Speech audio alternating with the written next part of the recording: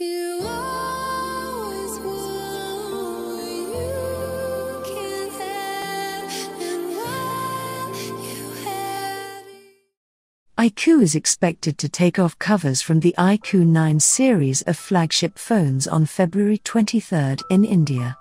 The company is expected to confirm the launch date in the next few days. Specifications. Fresh information reveals that the iQOO 9 SE 5G will be priced between 35,000 rupees and 40,000 rupees in India.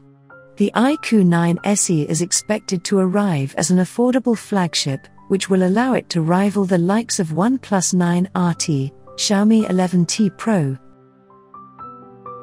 Specifications.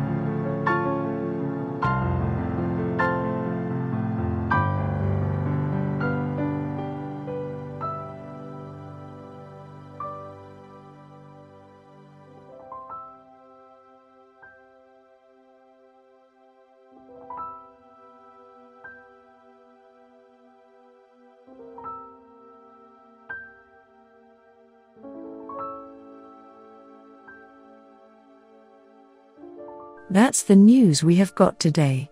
So as usual, fellows and ladies, thank you all for coming in and watching. See you in another video.